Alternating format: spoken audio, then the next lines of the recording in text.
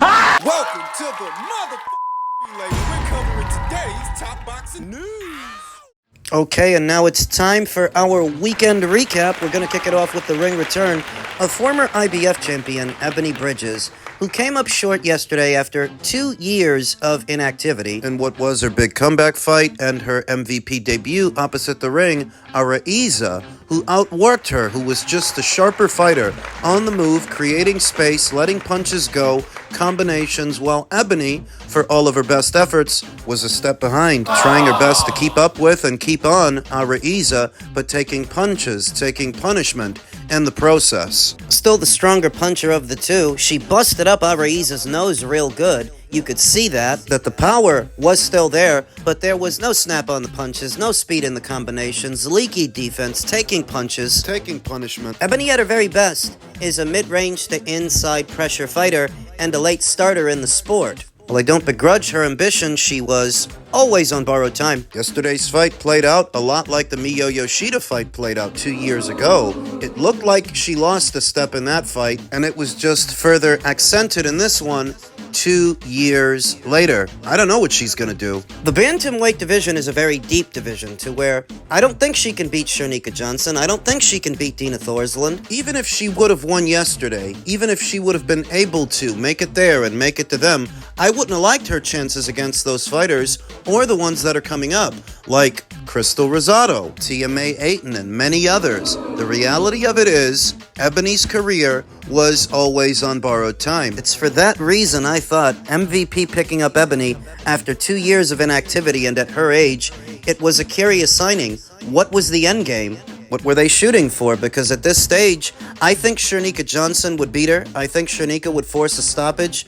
I think Dina Thorsland would knock her out. The amount of punches, the amount of punishment that she took yesterday from what was a journeywoman who's already been beat. That if Ebanie had to fight somebody better than that, she'd be in trouble. So I don't know what happens next. She is now coming off of 2 back-to-back losses. The loss to Miyo Yoshida 2 years ago and the more recent loss to Araiza 2 years later. Sorry to say that it may be too late for Ebanie to go back to the drawing board. And the same applies to Holm. I went with Holly to win the fight against Stephanie Han on the premise that Stephanie's a lot greener and a lot less experienced than Holly. I thought Holly would use her height and her length to backpedal, circle away from Stephanie to draw her in, and counter her as she tries to. That's not really how it went, so I was wrong. What I saw in the fight was that Holm, like Ebanie Bridges, has lost a step throughout the course of the fight. She was always a step behind, couldn't really get her distance down to manage it,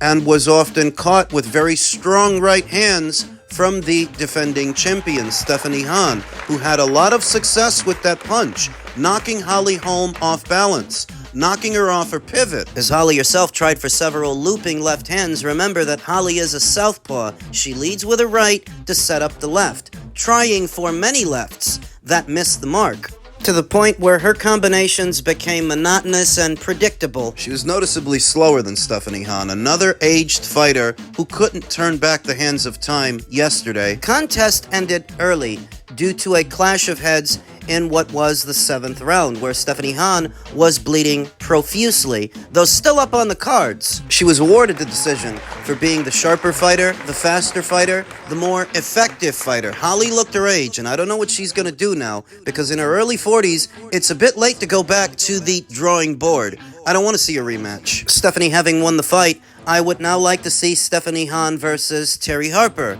Stephanie Han versus Alicia Baumgartner. Having won this fight, I think it's only right that Stephanie be allowed to move on to bigger and better things. If Holm would have won, given her track record that she's already a Hall of Fame inductee, and she's been a champion at 3 weights, if she would have won yesterday, she would have been a shoo-in to get on the Ring IQ pound-for-pound list, but she looked old, off balance, uncoordinated, a step behind Stephanie. Her reflexes have slowed, she's not quick enough to the punch, and if you can't beat Stephanie, I hardly think you can beat Caroline Dubois, Elif Turan, Terry Harper, all of which are more experienced than Stephanie Han. Stephanie represented Holly's best bet to perhaps win a title at this age, this late stage in her boxing career, and if you can't get past her, you likely won't get past them. This fight was also intended to be an advertisement for 3-minute rounds in a women's boxing match, and I saw a lot of people saying what they usually say.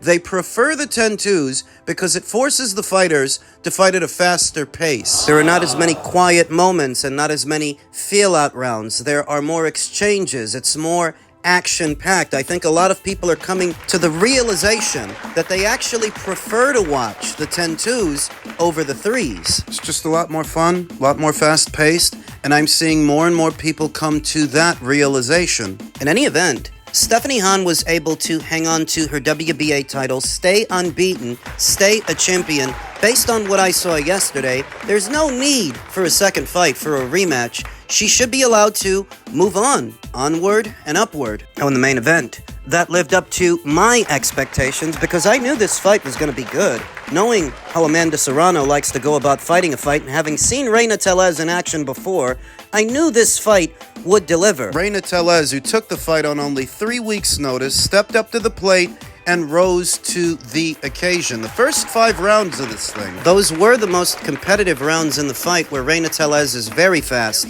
very sharp, landing some meaty punches and winning the exchanges, which resulted in a badly swollen right eye for Amanda Serrano. Though after the midway point, that's where Amanda Serrano's experience starts to shine through, as Reina Tellez is slowing down and backing up, backing off, circling away from the champion that's walking her down, connecting with punches upstairs and punches downstairs. It's actually the punches downstairs that were doing the most damage. I don't know if Amanda was aware of that in the moment, but Reina really didn't like those body shots. Nobody likes it to the body. That's what you hear people say, though some people handle it better than others. Those body shots took the air out of the tires for Reina, who was still hanging tough and holding her own, countering where she could, though it was clear the fight was getting away from her as it progressed. Lots of action, lots of excitement. I saw the crowd rise to their feet as Amanda Serrano outworked Tellez, who still put on a spirited and noble performance that she could be proud of. I would like to see MVP sign this fighter. I would like to see MVP promote her. She's a damn good fighter, and I knew that going in, though I saw some reactions to the fight where T. Stella of the Divine Hook said, "This should have been an easier fight for Serrano, but it is what it is." I suppose that all depends on what you thought going in. Why was it supposed to be easy? You think Reina was supposed to be a pushover? How familiar were you with this fighter? How they like to go about fighting a fight? What makes you think that it should have been easy? This was the first time that Amanda Serrano made this particular weight in a long time. That matters too. She hadn't actually made the featherweight limit in approximately 2 years. The 2 years that followed, she spent well above 126. So boiling down to that weight, which was doable, though at her age, 37, there's no shame in saying that Father Time may be catching up to Amanda, that making that weight after such a long time might have took a little something out of her punch. She was fighting a fighter that was a lot younger and a lot fresher than she was, and she still managed to outwork that fighter for the most part, not having made this weight in about 2 years. So I wouldn't say that this was supposed to be easy, or it should have been easier for Amanda. Her experience shined through. She was the fighter, after all, that had been in the trenches, that had been in the wars with Katie Taylor,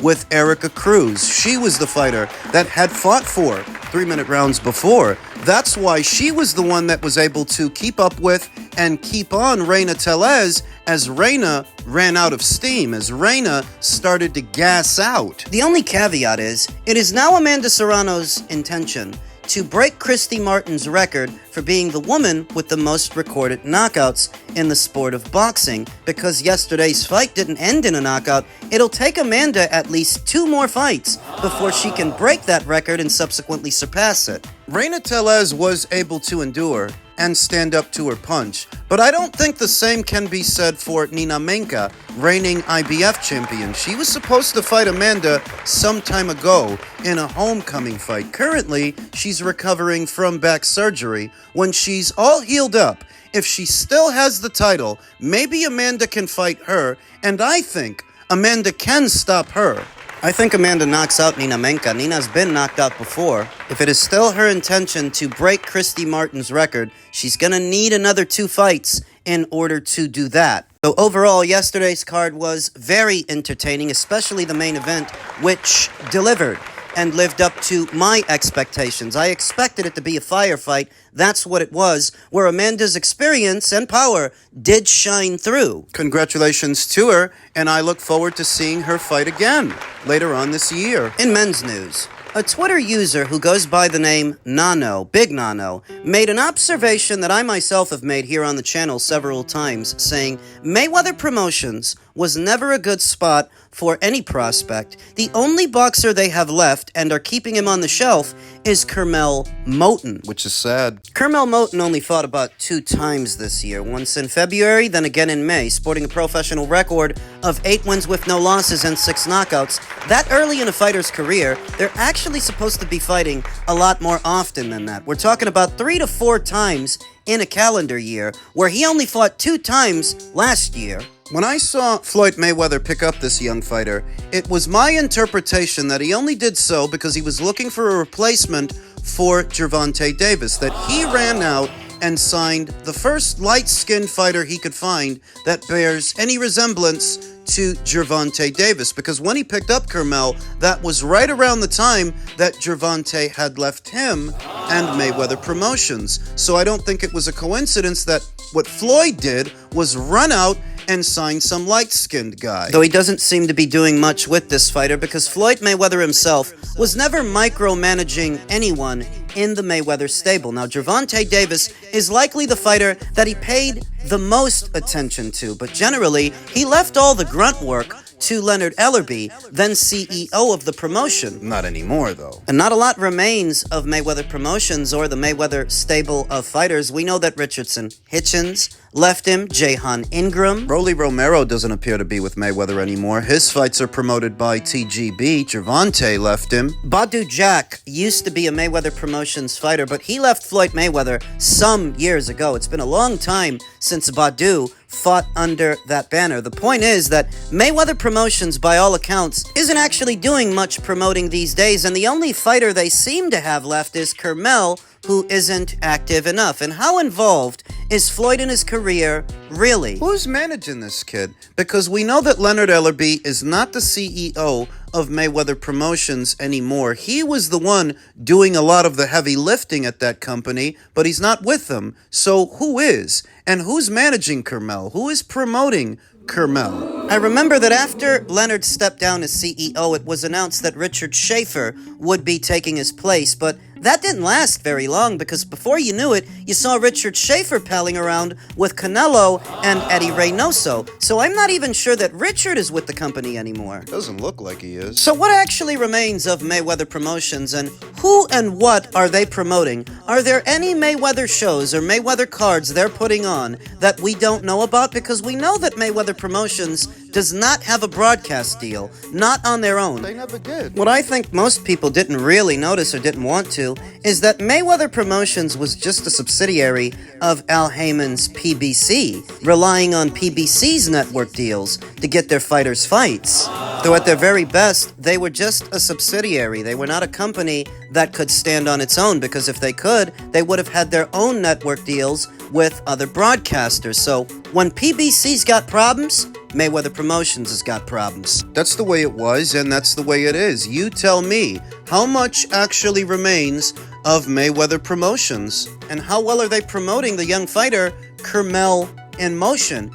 By my count, on at least 2 or 3 occasions, Curmel was fighting on the non-televised portion of a show. At the very beginning of the card, buried on the undercard, and after the end of it, in the non-televised portion of a show, after the show was all but over. How are you supposed to promote a fighter like this? How does this get a young fighter any exposure. Floyd was never in the business of micromanaging anybody, micromanaging anyone. That's what he had Leonard for, except now Leonard is gone. The most involved Floyd has ever been in anybody's career was Gervonta, but he wasn't even helicoptering him or micromanaging him. He doesn't appear to be micromanaging Curmel. Floyd has his own problems and his own fights that he's trying to put together. The most that he can do for Curmel this year is maybe have him fight on the undercard of what is supposed to be the Tyson fight and what is supposed to be the Pacquiao rematch to make up for the fights that he didn't have last year. Further accenting what I've been telling you for some days now, that Floyd Mayweather's business acumen